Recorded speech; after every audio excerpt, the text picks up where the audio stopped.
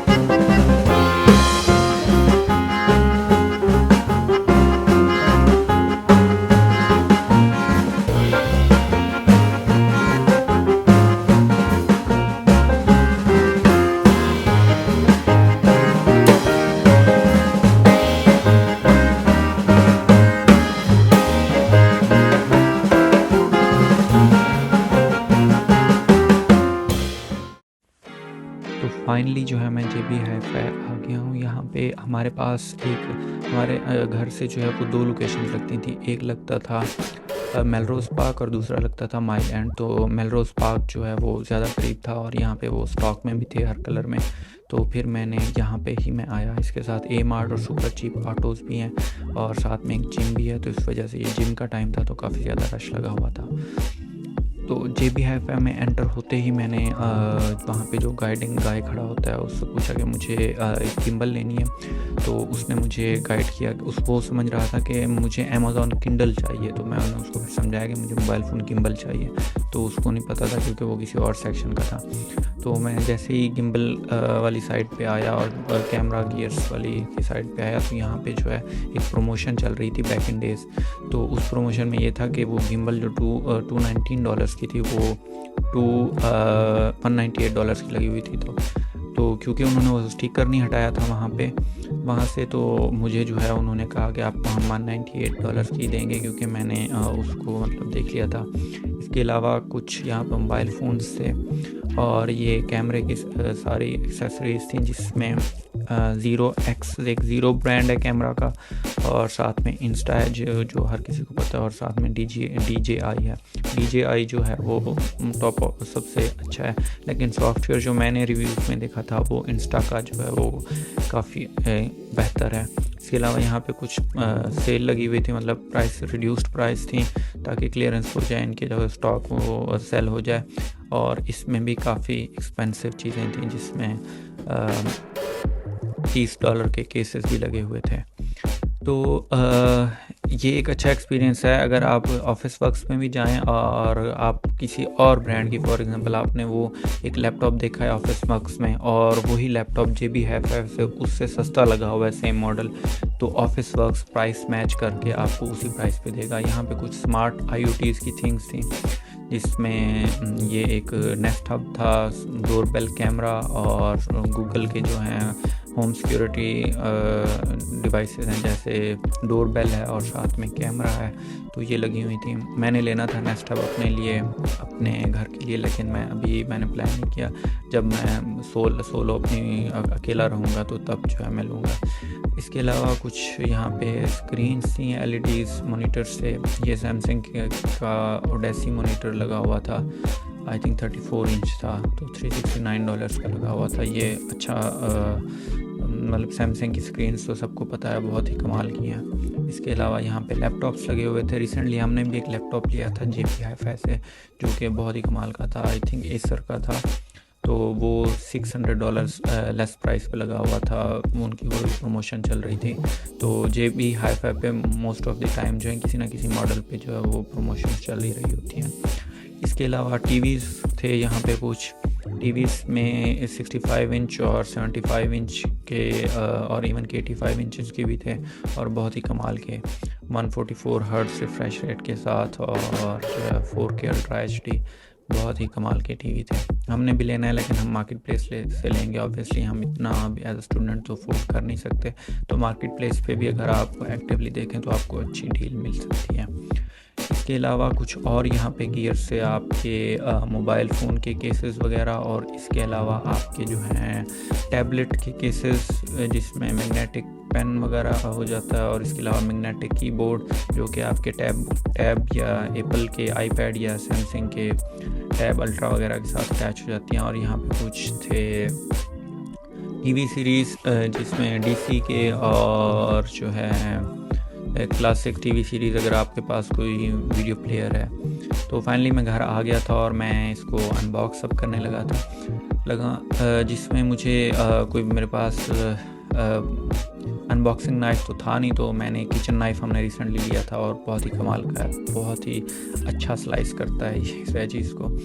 तो उसके साथ मैंने इसको अनबॉक्स किया और जो इसके ऊपर प्लास्टिक रैप लगा हुआ था वो बहुत ही सख्त था। तो इसको मैंने फाइनली उसको नाइफ़ की हेल्प से जो है इसको मैंने निकाल लिया था प्लास्टिक रैप को, और इसके बाद जो है मैंने इसको पील ऑफ कर लिया। ऑब्वियसली मैंने कोई साउंड रिकॉर्ड नहीं की, तो लेकिन ये बहुत ही अच्छा एक्सपीरियंस था। इसको जब आप कोई भी नई चीज़ लेते हैं और इस तरह से उसको अनबॉक्स करते हैं तो हमेशा से ही आपके लिए एक अच्छा एक्सपीरियंस होता है। मेरे पास कोई प्रोफेशनल लाइट्स नहीं थी, तो इस वजह से जो है आपको शेडोज़ भी नज़र आ रहे होंगे। तो इसके अलावा हम बॉक्स के कंटेंट्स की बात कर लेते हैं। तो बॉक्स में एक ऑब्वियसली कुछ पेपर वर्क्स होंगे जो कि हर इलेक्ट्रॉनिक डिवाइस के साथ उसके आते हैं, यूज़र मैनुअल और साथ में कुछ यूज़ करने की एक्टिवेट करने की इंस्ट्रक्शंस। तो एक ये पाउच था जिसमें आप गिम्बल को लेके जा सकते हैं, कैरी ऑन कर सकते हैं। यहाँ पे कुछ इंस्ट्रक्शंस थी यूज़ करने की और कुछ पेपर वर्क्स थे। तो एक्चुअल बात करें तो इसके अलावा बॉक्स में कुछ भी नहीं था। एक केबल थी इसको चार्ज करने की।